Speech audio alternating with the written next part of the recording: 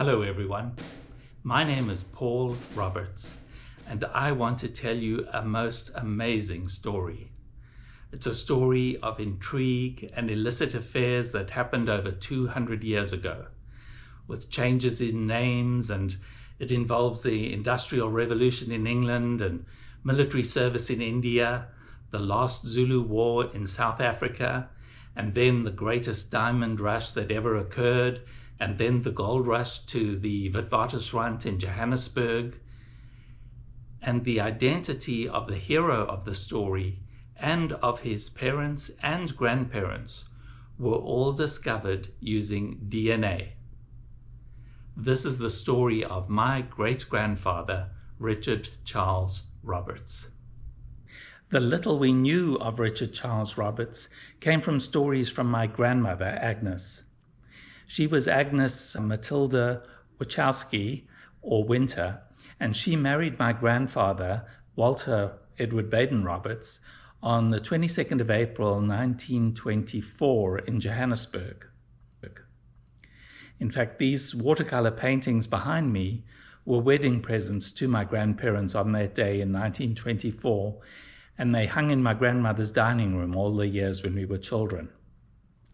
Although she was just his daughter-in-law, my grandmother seemed to know more of the stories of Richard Charles Roberts than his own son, my grandfather. She said she used to love hearing of his exotic travels in India and his searching for diamonds in Kimberley. My grandfather did not have a good relationship with his father and didn't have many stories to tell. In this episode, I'd like to tell you the stories we knew of Richard Roberts and the many searches we had through the decades searching for his history in England. As I said earlier, my grandmother Agnes was the source of most of the stories. We knew her as Granny. Here is a picture of her with my mother and my older brother and me in about December 1965 when we were on vacation. And here is a picture of Agnes when she was young, about the age she would have met my grandfather Walter and his father Richard. As children, Granny was very English to us. She spoke with a very English Rhodesian accent, and she was very proper in her English customs. If you've ever watched Keeping Up Appearances on PBS, then Hyacinth Bouquet was my grandmother. You've met her. She wasn't Hyacinth Bucket, she was Bouquet, just as my grandmother was not Wachowski, she was Winter.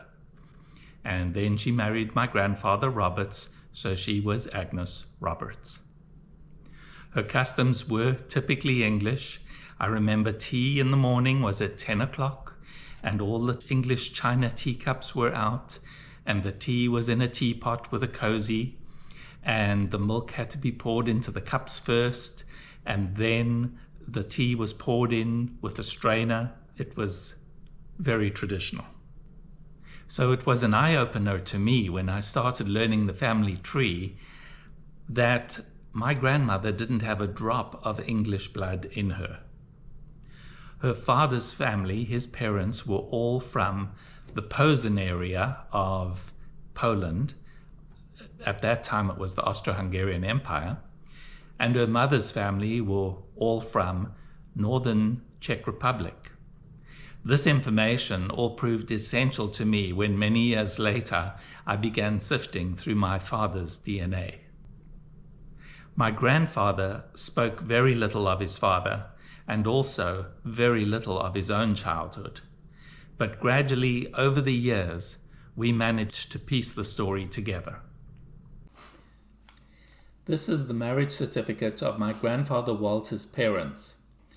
My grandfather was born in May 1900, and as we can see here in Johannesburg, in August 1899, Richard Charles Roberts married my great-grandmother, Maria Sophia Brousseau. This first photo was taken probably in December 1900 and is of Maria Sophia Brousseau with my grandfather Walter, the baby, and Maria's first son, Sidney. Sidney died when Walter was 5 years old, and the second photo is taken after Sidney's death while Maria was in mourning. Richard Charles Roberts fought for the British during the Boer War, which started just before 1900 and ended in 1902. So at the time, shortly after Walter was born, Richard was not permitted to stay in the Transvaal, and he was down in the Cape. So Maria was left raising the children on her own. After Sidney died in 1905, Maria went into a very severe, debilitating depression and could no longer take care of Walter. So Walter was shipped off to one of her sisters in the Cape and raised by her sister's family for the next 4 years. Walter volunteered to serve for the British in the First World War and was sent off to East Africa. When he returned home, he told the story that his father was reading the newspaper and he walked back into the house, and his father turned the corner of the paper down, glanced up at him and said, "Oh, you're back," and then carried on reading the paper. That was the warm and affectionate welcome from Richard Charles Roberts. Walter obviously didn't have much of a relationship with his father, as his father really wasn't there during the most impactful years of his early life. So Walter never really spoke much of his childhood, and in fact, my father, Vernon, had no idea that his father had a bunch of half-siblings in South Africa until my father was nearly 20 years old. As I mentioned, Richard Charles Roberts married Maria Sophia Brousseau in Johannesburg. He was then part of the gold rush on the reef and working on the gold mines in Johannesburg. But before that, he'd been involved in the diamond rush in Kimberley. And at that time, he was married to Mary Agnes James. This is what my father discovered when he was nearly 20 years old, that Richard Charles Roberts not only was married to Maria Sophia Brousseau, but before that he married Mary Agnes James, and he had a number of children in South Africa. There were 2 boys and 3 girls. Richard married Mary Agnes James in 1881 in Port Elizabeth, down in the Cape. Then together they went up to Kimberley to search for diamonds. And then, unfortunately, Mary died young at the age of 35 in 1898. And very shortly after that, Richard married Maria Sophia Brousseau. When Mary died, there were 2 boys, aged 15 and 17. Interestingly, the oldest was named Richard Charles Roberts, and he named his son Richard Charles Roberts. But these boys had to just go and fend for themselves. Richard really had no further contact with these children. The girls were sent off to live with a sister of Mary Agnes James. So these children grew up with no positive impression of Richard Charles Roberts, and they all thought that he was an English South African born in South Africa. But he told Walter and Agnes a very different story. Richard told Agnes and Walter that he was born in Birmingham, England. Agnes said that he spoke with a very English accent, which would have been the Birmingham working class accent. And he specifically said he was born on the Bull Ring in Birmingham. The Bull Ring was the central market in Birmingham City. Another crucial fact that he repeated was that his name had been Roland, spelt R-O-L-A-N-D, and not R-O-W-L-A-N-D as it is typically spelt. He said that he had changed his name at a later date, which I'll tell you about when we get there. This is the death notice of Richard Charles Roberts. These give us a ton of information for genealogical research. It tells us that Richard died in Johannesburg on the 2nd of September 1929, but tells us he was from Birmingham, England, and he was British. Tells us his father was Richard Charles Roberts and his mother Emily Roberts, although we know he secretly told my grandmother he had been Roland. He was a winding engine driver, and it gives us his address where he lived at in Johannesburg, that his wife was Maria Sophia Roberts, born Brousseau, and he had a previous wife, Agnes Mary Roberts, born James, and it tells us when she died. Also lists by his second wife his children, Walter Edward Baden Roberts, my grandfather, and his first wife, children, Richard Charles, William, Florence, Maud, and Josephine. Richard said very little about his life in Birmingham. He said he grew up around the bull ring, and his parents either owned a pub or worked in a pub, and he was around the pub a lot. In his teen years, he was involved in barefist boxing, which he enjoyed, but it seemed he didn't have a happy childhood, and he never mentioned much about it. He did tell stories of India. He was very impressed with seeing crocodiles in India, which he had probably never seen before, and he was impressed by the beauty of the women of Kashmir. And that's pretty much all he said about India. But in January 1879, there was a major event in South Africa which changed the direction of his life. On the 22nd of January it was, the main British column advancing into Zululand were attacked, and 1,800 troops, both British and some native troops, were killed by the Zulus. This overwhelming defeat stunned Britain, and Britain immediately mustered troops from wherever they could to come to South Africa to defeat the Zulus. So Richard was sent with other troops from India down to South Africa to fight in the last Zulu war at Ulundi. So he traveled by ship down to Port Natal, now Durban, and then they went into Ulundi and he fought in the last Zulu war. Richard arrived at Port Natal from India in 1879, and troops would have marched up through Zululand, and they fought the Battle of Ulundi on the 4th of July, 1879.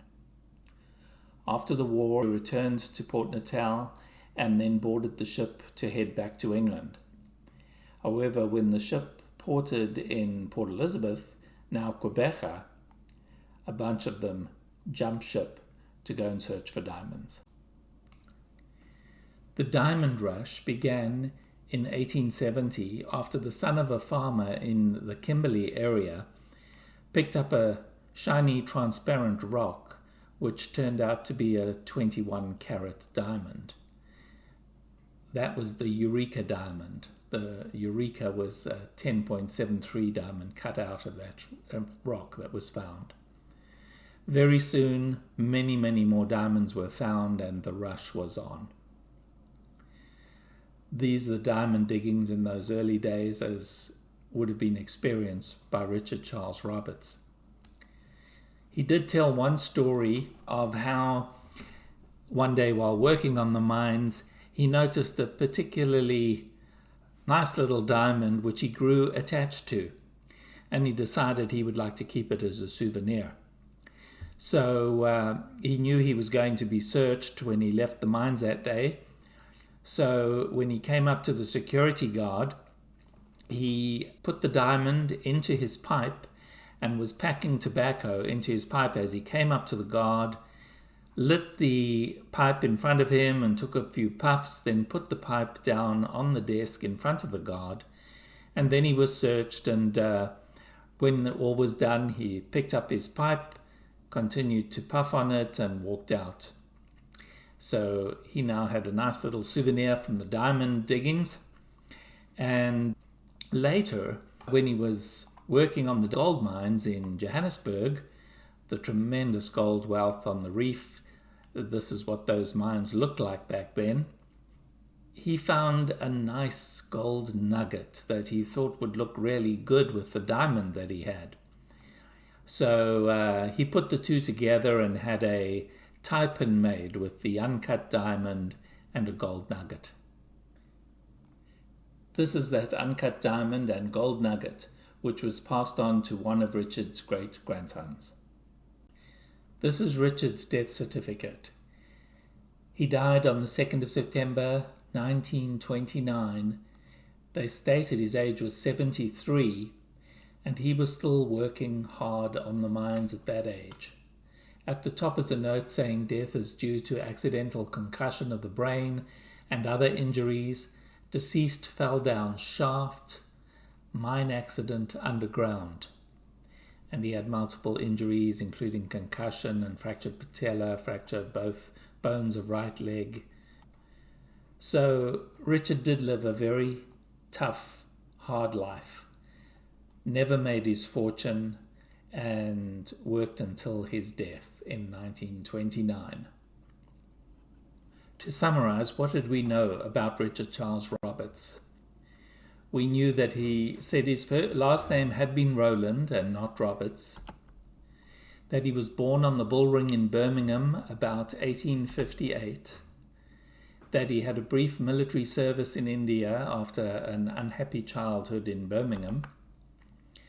In July 1879, he fought in the Battle of Ulundi, a part of the last Zulu War. And in 1881, after changing his name to Roberts, he married Mary Agnes James in the Port Elizabeth area. He then worked on the diamond mines in Kimberley and had 5 children with Mary. But Mary died in 1898, and in 1899 he married Maria Sophia Brousseau, and in 1900 my grandfather Walter was born. Finally, Richard died in 1929 in Johannesburg. This is where our family tree was frozen for decades. My mom had built up the family tree, and my father was down here. Here's my grandfather and grandmother. We had information on my grandmother and her family. We had some information on Maria Sophia Brousseau and her family. But Richard Charles Roberts Rowland was a mystery. Living in Southern Africa, back in the 70s, there was no way my mom could investigate him further. There was no internet. So he became a cold case file on our family tree. He remained this way until the 1980s, when one of my grandfather's sons, his oldest son Stanley, became interested in researching the family history. This is a picture taken in about 1927 with Richard Charles Roberts, Maria Sophia Brousseau, their daughter-in-law Agnes, my grandmother, and Stanley. And here is Uncle Stanley in about 1980 when he was investigating the history of Richard Charles Roberts. He took the cold case file off the shelf and began writing a short story about Richard's life. He did a lot of investigation into the life of Richard in South Africa, the last Zulu War, the diamond diggings, the gold mines. But he too had problems in Birmingham. This too was pre-internet, and he hired a genealogist in Birmingham to try and find this Rowland family. The only Rowland that could be found on the 1881 census was spelt Rowland. So it was presumed this may be the family of Richard Charles Roberts. However, he had specifically said that that was not the way his name was spelt. No Rowland records could be found in Birmingham of a baby boy being born around the 1858 time period. After Uncle Stanley published his book in the 1980s, nothing more happened in the family history for another 10 years. Richard Charles Roberts file was put back on the cold case shelf. Then in the 1990s, when I started computerizing my mom's family history, I began searching again for a Roland in Birmingham using FamilySearch.org. FamilySearch.org is the best site for searching for records for genealogy. It's a site run by the Church of Jesus Christ of the Latter-day Saints, the Mormons, and it's free. However, over the next 10 years, I searched again and again for any Roland born or marrying or dying in Birmingham and found nothing. So once again, the file was put back on the cold case shelf. I thought perhaps the birth record for Richard Roland, or whatever his first name was, might have been missed in the catalogues at FamilySearch.org. And the only way I may find it is if I went to Birmingham and searched through the parish registers. Also, the military records were not online. The only place I could search them would be at the Public Records Office in Kew, which is a suburb west of London. Kew had all the British military records. And I thought if I could find a Roland in the Zulu War in South Africa, it might give me his identity in Birmingham, and then I'd be able to trace him there. So in August 2002, I made a trip to Birmingham, England, to search for the identity of Richard Charles Roberts. I invited my mom and dad to join me to help in the search, and my dad wasn't up for it, but my mom was very excited to come with and help. So we went to London first and spent a week at the Public Records Office in Kew. We searched through every record we could find. The Kew office at that stage, none of their records were online, so we had to go into this office and request the specific muster rolls from the specific regiments that we wanted, and then only 3 records could be brought out at a time, and we looked at these original records wearing white gloves so that we didn't damage them. And when we found one that we thought we may use, we would have to request a copy of it, which was photocopied and given to us. So it was a long, laborious process. And first of all, we didn't know which battalion to search in, because the records are all saved in books according to the regiment. But I came up with the idea that if I searched in the medal rolls, because the medal roll for a war included all the soldiers in the war, so I'd look for a Roland in the medal rolls for the last Zulu War at Ulundi in 1879. And I did find a Roland in that record. There was one Roland in the last Zulu War at Ulundi, but his name was spelt Rowland. So it couldn't be him. But he was the only Roland, so we searched him out. We tracked him back through his regiments, through his changes in regiments. It took days. And finally, we tracked him back, and he was already in the military when our great-grandfather would have only been about 10 years old. So he was an older man. So it was not him. So unfortunately, our trip to Kew didn't bring any results that were helpful to us. So then we went to Birmingham. And my mom and I went to the records office at the City Hall, and we started searching for the birth of a Roland baby around 1858, 5 years before, 5 years after. And we started in the parish church at the Bullring, St. Martin's, and nothing. No Roland baby born there. So then we went to the closest parishes, and we worked our way out parish by parish, searching for a Roland. We found one Roland family who had a son born close to 1858, and he was spelt Rowland, but he was the only other Roland there. So we thought this must be him. So we tracked him down.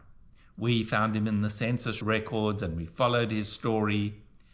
And eventually we found that he was still living in England. He was still on the census records in 1881, when our Richard Charles Roberts was already getting married in South Africa. So that Rowland family were not ours. There was no record of a Rowland baby being born in Birmingham, and there was no Rowland father getting married in Birmingham that we could find. And so we gave up and came back to Texas, not learning anything about Richard Charles Roberts. The cold case file went back on the shelf. The story of Richard Charles Roberts remained a cold case for at least another decade, until DNA came on the scene.